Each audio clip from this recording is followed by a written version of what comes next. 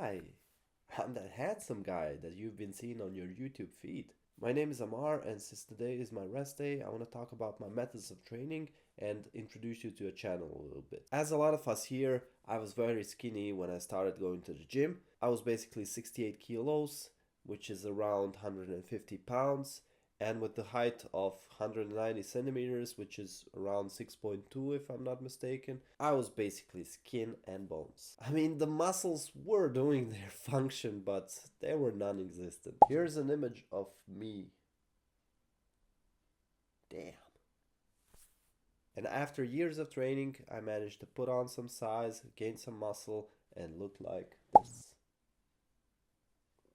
Skinny bitch. As I started, probably like most of you, I was bro science-based lifter, and soon I started to realize that there are better ways and probably safer and more effective ways to train. As I was exploring, I got into the science-based lifting, and it gave me another perspective. I still do ego lifts from time to time to satisfy the bro inside me. For example, I love bench pressing, and even though scientifically for muscle building it's not the most optimal exercise, I still do it, and I'm still gonna do it because I enjoy it. And that is basically my whole philosophy in gym training. If you want it to last longer, you have to make it enjoyable. Going to the gym is not always enjoyable.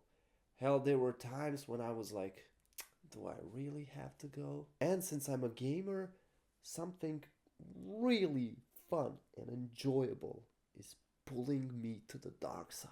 And if you structure your trainings in that way, that they are the most optimal trainings of all time, but you don't enjoy it, the dark side is gonna win. And we don't want that. That is why it's important to structure your workout the way you enjoy it. Because if you don't, you may start slacking because you don't enjoy the exercise. Or maybe your genetics don't allow you to do a certain exercise in a certain way. Or it feels weird to you. Or you don't feel the mind-muscle connection. In this case, it's much better to switch to less optimal exercises than to go with the optimal ones and don't enjoy them, don't do them to complete failure, and stuff like that. While we're on the genetics, I would like to tell you that I stopped doing barbell squats. The reason why I stopped doing barbell squats is because I'm tall and I tend to lean forward when I go down. So my butt starts to wink and my back is taking over way more load than it should be. As a result, I don't have a good mind-muscle connection, I don't feel my quads, my back gave up way more earlier than my legs. So what's the point? But did I stop doing legs? No. I switched to other exercises and I actually feel much better doing them. For example, I switched to Smith machine and hack squat and it does an amazing job. I feel my quads burning, I don't have back pain, and it's perfect. Life is good again. But I am still working on my ankle mobility, I am still working on my hip mobility, and I'm still working on my stretches. Why? Because I want to be able to do the squats without the back pain. So you always have to adapt your training to your body. You have to get to know your own body. And that is the beauty of bodybuilding. It is not just copying some workout plan and shove the food down your throat. Although for some people that may be perfectly fine. But for some of us, well, rather most of us, that won't be enough. We have to adapt our training and nutrition to ourselves. As far as the training intensity goes, I have to thank Sam Sulek for that. I saw his videos and I realized I'm not doing my exercises to the fullest. I realized that I'm not pushing myself hard enough. And you're always learning.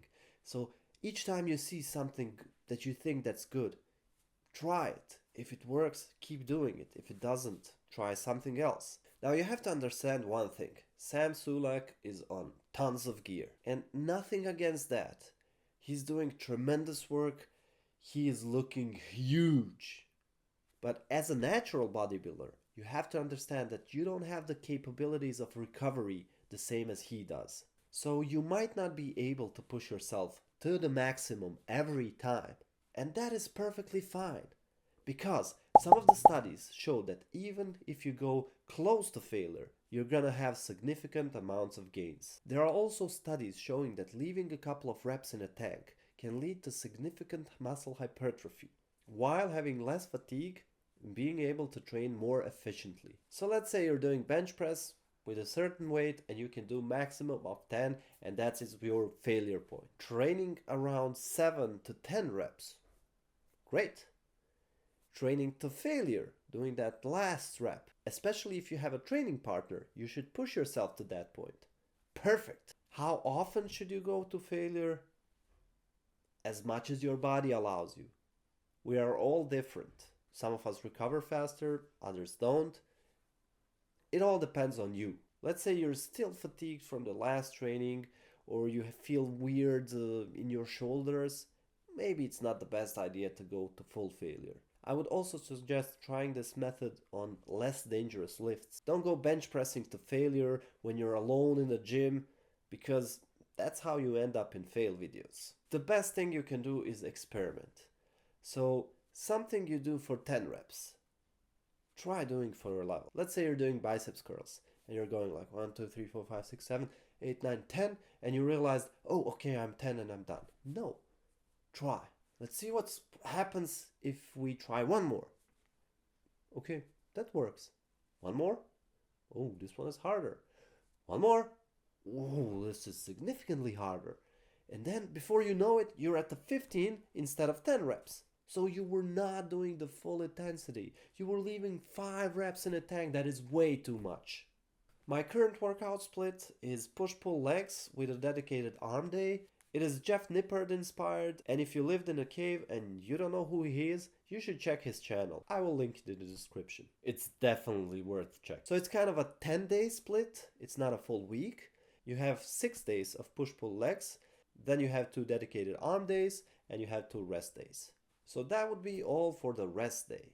And even though I know it's good for me, I feel somehow empty on the rest day. Tomorrow is the pull day number 2. I love doing back. That is my favorite day in the week. So if you like this video, you should check the others as well. And if you enjoy the content, please subscribe to my channel, and I'll see you tomorrow.